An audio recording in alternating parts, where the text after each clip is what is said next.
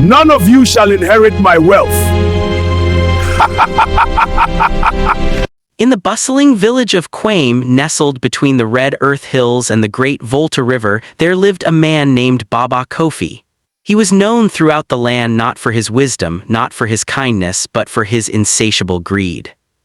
Baba Kofi had 3 children: Amma, his eldest daughter with eyes bright as morning stars; Kwesi, his middle son who could climb any palm tree in the village; and little Efua, whose laughter was sweeter than the sound of rain on tin roofs.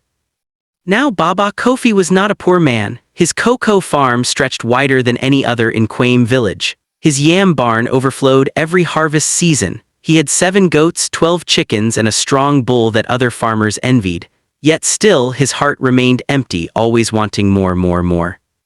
One dry season morning, when the Harmattan winds blew dust through every crack in the compound, Baba Kofi gathered his children under the mango tree. "Listen well," he said, tapping his walking stick against the ground. "I am getting old, and soon I must divide my wealth among you, but I will not give my riches to the lazy or the foolish." The children exchanged worried glances. Their father's cunning was legendary. "Each of you will receive 1 cowrie shell," Baba Kofi continued, pulling 3 shells from his cloth bag. "You have 1 month to prove yourselves worthy. Whoever brings me the greatest profit from this single cowrie will inherit everything. The others," he shrugged, "you will leave with nothing but the clothes on your backs." Amma's heart sank. 1 cowrie, it could barely buy a handful of ground nuts at the market. How could any of them build wealth from such a small beginning? Amma, being the eldest and wisest, thought carefully about her cowrie. She walked to the village market where Mama Ajoa sold vegetables under a faded umbrella.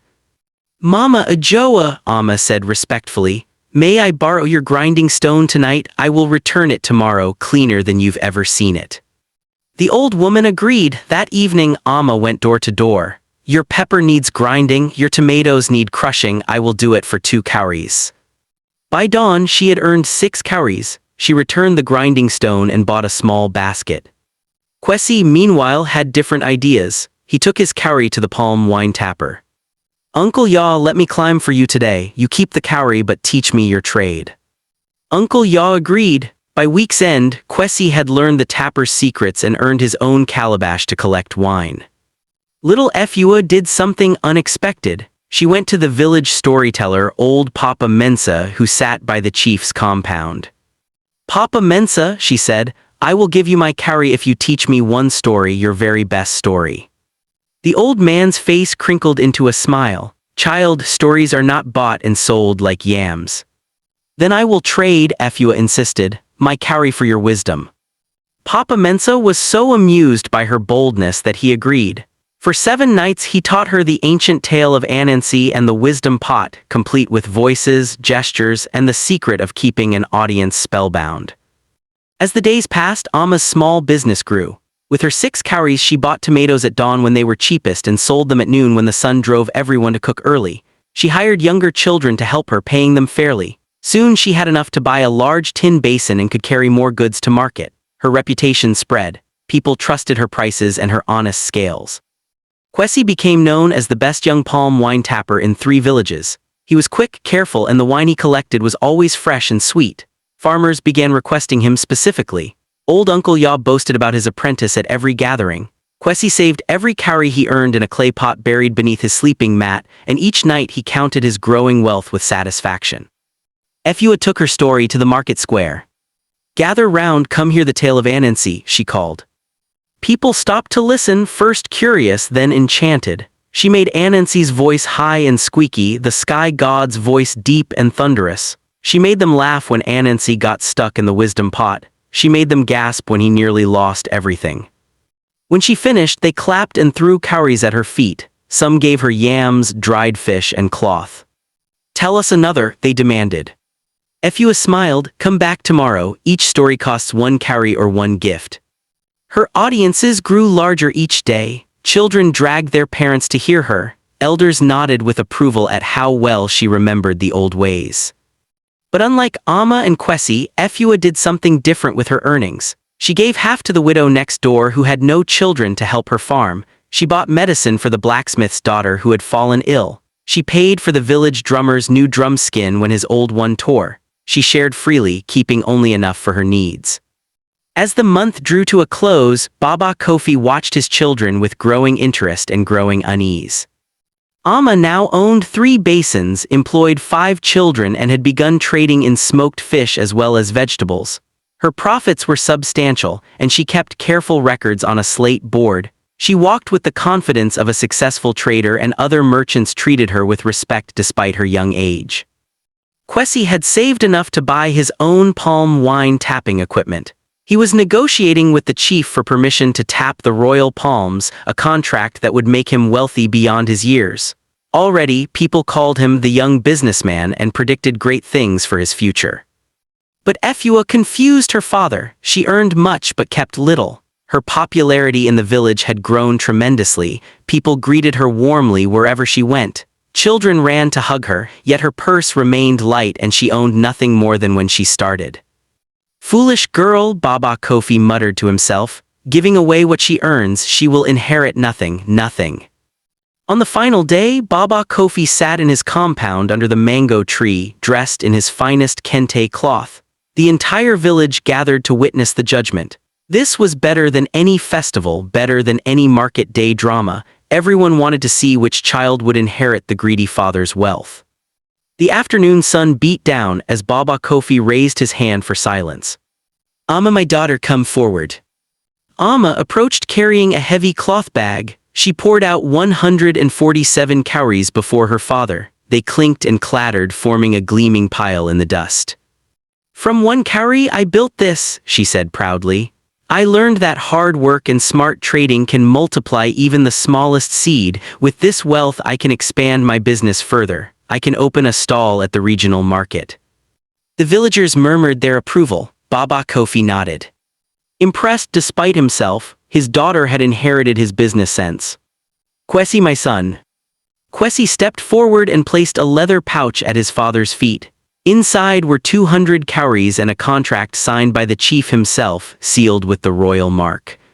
"From 1 cowrie I gained a trade and secured my future," Kwesi said, his voice strong with pride. "Next season I will be the royal palm wine tapper. My income will support our family for generations. The chief himself has guaranteed my position." The crowd erupted in cheers. Young men slapped Kwesi's back in congratulation. Baba Kofi's eyes gleamed with greed and satisfaction. Such wealth, such promise, such a worthy heir. "And Efua, my youngest." The crowd quieted. Everyone turned to look at little Efua. She walked forward slowly, her hands empty, her pockets light. She wore the same simple cloth she had worn a month ago. She carried no bag, no pouch, no visible wealth of any kind. The crowd fell completely silent. Some people shook their heads sadly, others looked away, embarrassed for the child. Baba Kofi's face hardened into stone. "Where is your profit, child? Where are your cowries? Did you waste your opportunity on foolishness?" "Father," Efua said softly, looking up at him with those honest eyes, "I earned many cowries through my storytelling, but I learned something more valuable than wealth." "Foolishness?" Baba Kofi snapped, his voice rising with anger. "You stand before me with empty hands, you have nothing to show, you will inherit nothing, do you hear me? Nothing, get out of my sight." He raised his walking stick as if to drive her away. But before he could continue, something extraordinary happened. The widow whom Efua had helped stood up from the crowd.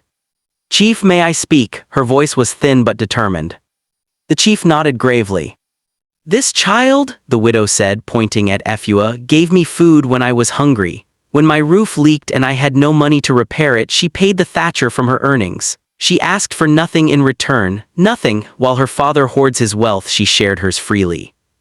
The blacksmith stood next. "My daughter was sick with fever. I had no money for the herbalist. Efua bought the medicine and brought it to my house herself. She saved my child's life."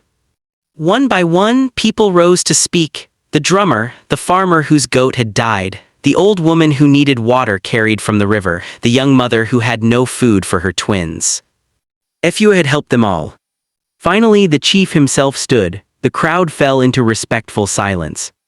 "Baba Kofi," the chief said, his voice carrying across the compound, You asked your children to show profit from one cowrie, your eldest daughter showed profit in money, your son showed profit in position and contracts, but your youngest daughter? He placed his hand on Efua's shoulder. She has shown profit in something far more valuable. She has invested in people. Look around you. Half this village owes her a debt of gratitude. She is richer than both her siblings combined, though she carries no cowries. When she is old, who will care for her? When she needs help, who will refuse her? When she speaks, who will not listen? The chief turned to face Baba Kofi directly. You taught your children to seek profit. Amma and Kwesi learned well, but Efua learned better. She understands what you have forgotten in your greed, that true wealth is not what you keep but what you give. It is not measured in cowries but in kindness, not in barns and livestock but in love and community. Baba Kofi's mouth opened and closed like a fish on dry land. He looked at the faces surrounding him. Every person in that crowd loved his youngest daughter. They would do anything for her, and him, he saw it clearly now. They respected his wealth, perhaps even feared him, but not one of them loved him. His walking stick slipped from his trembling fingers. I have been a fool, he whispered. Little Efua ran to her father and wrapped her small arms around his waist. You are not a fool, Papa, you just forgot what matters most. Baba Kofi looked down at his youngest child, and for the first time in many years, tears filled his eyes. He had spent his whole life gathering and keeping, building walls around his wealth and his heart. And here was his youngest daughter who had spent 1 month giving everything away and had somehow gained the whole world. The inheritance, Baba Kofi said slowly, his voice choked with emotion, will be divided equally among my 3 children. Amma has wisdom in trade, Kwesi has skill and ambition, but Efua, he lifted her chin gently, Efua has taught this old man what wealth truly means. The village erupted in celebration. Drums began to beat, people danced and sang. And from that day forward, Baba Kofi changed. He opened his yam barns to the hungry. He lent his bull to farmers who needed help plowing. He still ran his farm wisely, but he no longer hoarded every cowrie. The people said that Baba Kofi had finally learned what his youngest daughter knew all along, that the hand that gives gathers and the heart that shares never runs empty. And little Efua, she continued telling her stories in the market square, now with her father sitting in the front row, listening and learning with everyone else. Don't forget to like, subscribe, and comment for more.